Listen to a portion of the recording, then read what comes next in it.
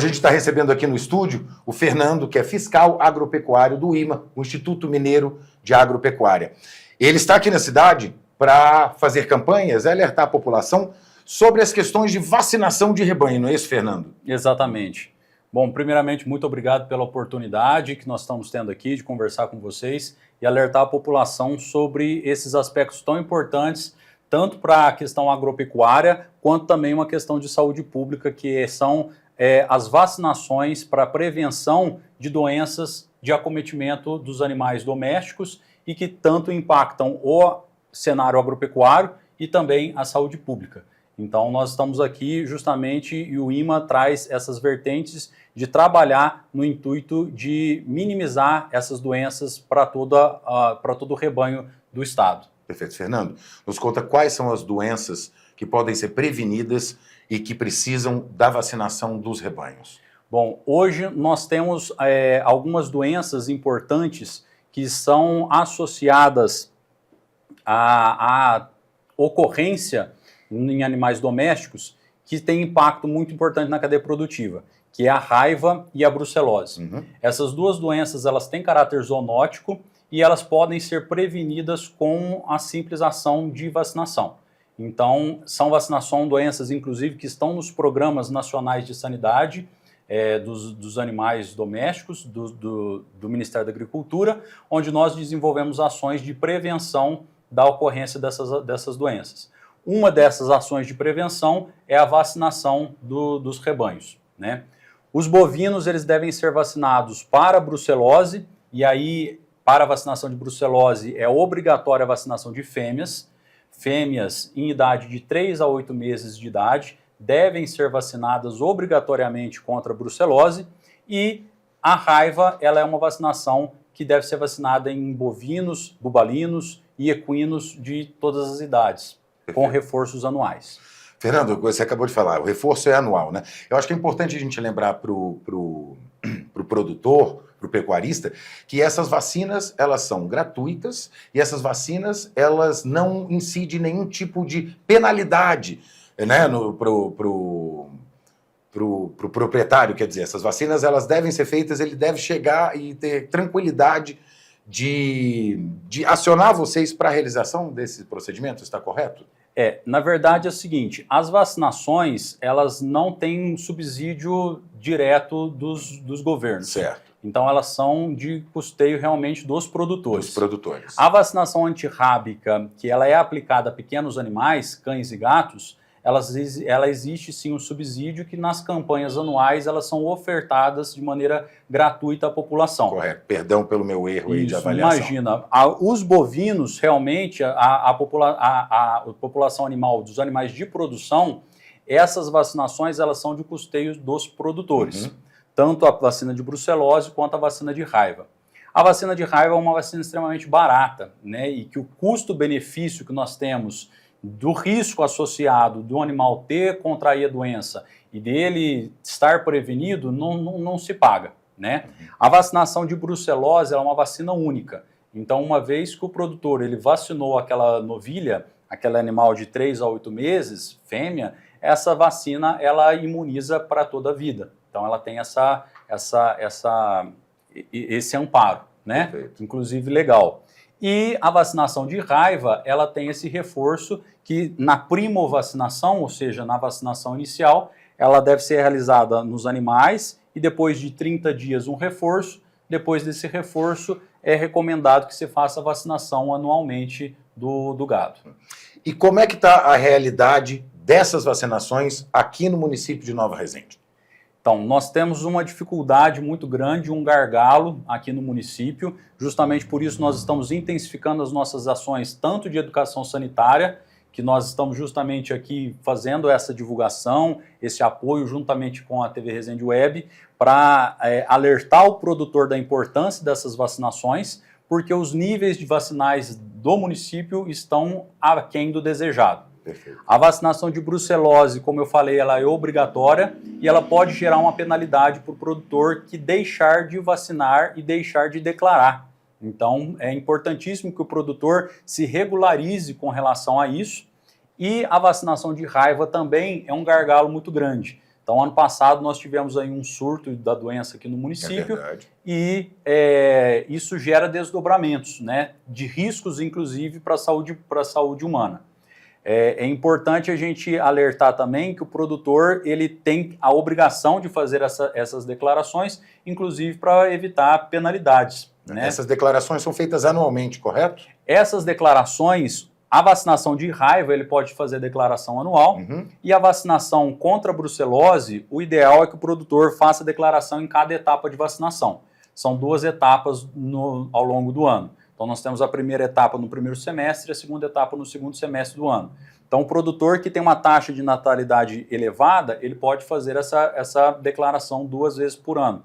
Agora, o produtor que tem poucos animais, esses animais nasceram, ele não tem mais nascimentos na propriedade, ele vacinou apenas uma vez, ele declara essa vacinação e depois, à medida com que ele vai evoluindo o gado, ele já está regular com relação a essa vacinação e não corre o risco de estar inadimplente com o sistema. Perfeito. Qual é a análise de vocês da vacinação estar aquém do necessário, sendo que é algo tão importante que são indicações que o produtor ele deve sempre fazer? Por que o produtor não está correndo atrás para fazer isso? Então, uma das ações que nós encontramos, que nós vemos, né, talvez seja a falta de informação. Perfeito. E por isso o Instituto Mineiro de Agropecuária tem essa vertente muito grande também de educação sanitária, de levar a informação para o produtor para que ele entenda a importância dessa vacinação. Como eu falei inicialmente, são 2 doenças que têm um caráter zoonótico muito importante. Ou seja, elas podem ser transmitidas do animal para o ser humano. A raiva é uma doença com altíssima mortalidade, com altíssima letalidade. Então, uma vez que a gente contrai a doença, a probabilidade de morrer é muito grande. Então, pouquíssimos casos humanos tiveram alguma recuperação no mundo, né? Então, assim, praticamente 100% de letalidade. Então, é uma doença que tem um risco muito grande de morte para o ser humano. E a brucelose, ela tem um risco muito associado, não diretamente, mas diretamente também pelo contato com fluidos, mas um risco também importante pelo consumo de produtos de origem animal. Ou seja, essas fêmeas que não foram vacinadas, elas podem eliminar a bactéria causadora da brucelose, que é a brucela, esses animais eles podem eliminar no leite. Então, o consumo do leite cru, ele pode também gerar a doença no ser humano. Então, é uma doença que tem essa ação também de importância com relação ao produto de origem animal, além do caráter ocupacional que pode também gerar ali algum acidente vacinal, enfim. Então, é uma doença que tem essa capacidade também de disseminação de outras formas. E a brucelose, ela pode causar, assim como nos animais, problemas reprodutivos no ser humano, né? E isso leva a uma consequência muito grande também para as pessoas e também para a saúde pública. Perfeito. Né? E o que o produtor deve observar no seu rebanho de características no animal para saber se o animal pode estar contaminado, né, com uma dessas doenças e o que fazer no caso dele ter essa suspeita? Perfeito. Realmente isso é uma questão muito importante, porque o produtor ele deve avaliar uma série de quesitos para ter a suspeita da doença ou não. Primeiramente, o produtor ele deve ter em mente que se ele anda correto com a questão profilática, ou seja, com a questão de mitigar a doença, de prevenir a doença, com as vacinações, já é um fator que contribui para ele não observar esses sintomas no rebanho. Se ele não anda com essas vacinações de maneira adequada, primeiramente para a raiva, caso de algum sintoma de algum animal positivo, ele pode observar uma sintomatologia nervosa. Não existe sintomas que sejam patognomônicos, nós falamos, que sejam característicos e específicos e diretos da doença. Mas o animal começa a manifestar sintomatologia nervosa de maneira geral. Então comporta-se diferente, exatamente, falta de equilíbrio. Andar cambaleante, falta de equilíbrio, andar em círculos, uma vocalização diferenciada, o animal começa a ter dificuldade de se alimentar, mastigar, deglutir, engolir, inclusive a própria saliva. Por isso ele começa, às vezes, a ter alguns episódios de salivação excessiva, cai, não consegue mais se levantar, entra em estados de pedalagem. Então, isso tudo são sintomatologias que levam a crer em algum indício que possa ser raiva. Com certeza, uma alteração neurológica esse animal está tendo, e aí o ideal é chamar algum veterinário. No caso de suspeita de raiva, sempre acionar o Instituto Mineiro, que nós vamos, coletamos material e realmente fazemos um acompanhamento para ver se é ou não a doença. Perfeito. Antes da chegada de vocês, o produtor ele deve se preocupar com alguma coisa? Há a necessidade de isolar o animal até o contato com vocês? Perfeito. No caso de raiva especificamente, é extremamente importante que o produtor não tenha contato direto com o animal, em especial com os fluidos, com a saliva, com a secreção, porque nesses fluidos ele pode se contaminar e contrair a doença também. Em especial, às vezes, mão, que tem às vezes uma microfissura, uma rachadura de pele, o vírus já pode entrar ali e levar o produtor a ter a doença. Inclusive, os últimos relatos que nós tivemos, inclusive em Minas Gerais, de casos humanos de raivas, estão atrelados a produtores rurais que foram manejar animais com suspeitas de sinais neurológicos e acabaram contraindo a doença. Ou algum produtor que, por exemplo, acha que o animal está engasgado, tenta desengasgar o animal e, na verdade, era um sinal neurológico e acabou contraindo a doença. Então, é importante isolar o animal para evitar a disseminação em animais junto ao rebanho, que estão convivendo, né? E também evitar de ter uma manipulação direta. Caso haja uma extrema necessidade, usar uma luva, alguma proteção para manipular esse animal, em especial esses fluidos que eles possam estar eliminando. Perfeito. O ano passado, como você comentou, nós tivemos casos aqui no município, e um outro problema que nós vimos foi os produtores que tiveram animais, que eles tinham receio de estar contaminados, eles acabaram descartando esses animais em alguma área fora da propriedade, etc., em vez de chamar vocês. Né? Quais são os riscos que tem da gente poder de fazer esse processo, de jogar um animal que pode estar contaminado de volta à natureza? Então, é importantíssimo que haja essa comunicação ao IMA da suspeita, porque uma vez que haja essa identificação, nós vamos à propriedade, indo à propriedade, nós vamos coletar material. Então, por exemplo, nós coletamos material encefálico, né, sistema nervoso central, encaminhamos isso para o laboratório para a identificação realmente de raiva ou não. Sendo raiva, há uma série de desdobramentos com relação a isso. Então, a gente identifica sendo raiva positivo, então institui-se um foco e aí há um desdobramento de ações com relação a esse foco. Como, por exemplo, identificação de morcegos hematófagos, que possam estar levando a essa transmissão no rebanho. Então, nós vamos e fazemos esse controle populacional desses morcegos que são os veiculadores, principalmente para os herbívoros. Perfeitamente. E também nós fazemos vacinação nesse perifoco. Então, há um desdobramento com relação à prevenção disso. Uma vez que o produtor não notifica, uma vez que o produtor não entra em contato, essa doença ela dificilmente vai ter controle, porque a gente não identifica realmente se é a doença ou se não é, e não conseguimos identificar os veiculadores, os morcegos hematófagos, não conseguimos fazer uma correta abordagem com relação à proteção do produtor. Perfeito. Né? Bom, então é imprescindível que acione vocês o quanto antes. Sim. Né? O produtor, quando aciona vocês, falando, olha, tenho suspeita aqui de um caso na minha propriedade. Esse produtor, ele pode ter a segurança de que ele não vai ter nenhuma penalidade por chamar o IMA para fazer esse tipo de análise? Com relação à raiva, não, tá? Com relação à raiva, ele pode ficar tranquilo. Justamente a ação do IMA, ela é uma ação fiscalizatória e de defesa.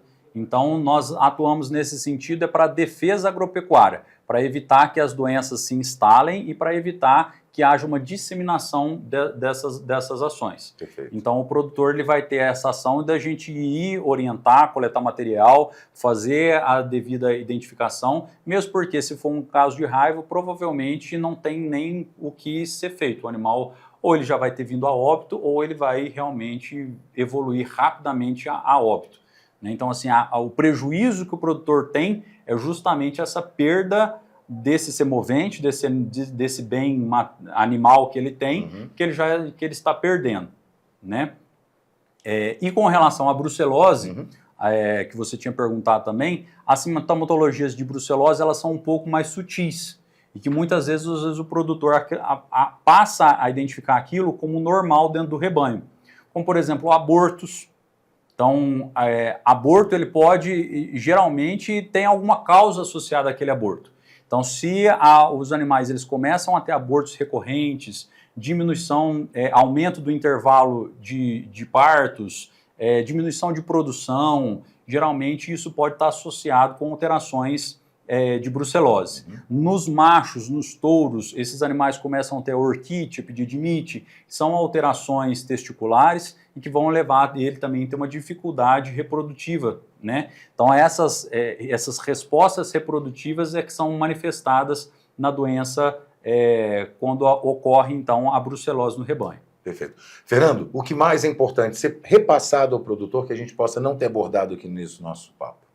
Eu acho que o extremamente importante é reforçar com o produtor que ele deve se cadastrar junto ao IMA, que ele deve sempre estar com as vacinações em dia, em especial as vacinações de brucelose e raiva, que são doenças extremamente importantes, tanto para uma efetividade da produção agropecuária, é um ganho econômico que ele está investindo nessa vacinação, e também evitando com que ele tenha riscos associados à produção, tanto risco próprio, né, quanto dos contactantes com aqueles animais. Então ele evita justamente de disseminar doenças para ele e para o rebanho com esse controle dessa sanidade. Fernando, muito obrigado. Eu que agradeço a oportunidade. Aqui. Estamos à disposição e o IMA está sempre à disposição para o produtor que tem alguma dúvida, pode entrar em contato conosco através do site, através do telefone, do escritório seccional de Guaxupé. Aqui o Sindicato Rural também nós temos um polo de atendimento. Então o produtor que tem alguma dúvida, ele pode sempre entrar em contato conosco para buscar o seu cadastramento, para se regularizar com relação à vacinação. E igual eu falei, nós temos antes de mais nada esse intuito de buscar a educação sanitária, para que o produtor ele tenha acesso e que ele possa, então, ter a oportunidade de se regularizar. Mais uma vez, muito obrigado. Eu que agradeço a oportunidade. E a TV Resende Web aí, esclarecendo, né, ajudando a esclarecer a população e o produtor rural desses assuntos importantes que devem ser observados por todos. Né? Muito obrigado pela atenção de vocês e boa noite.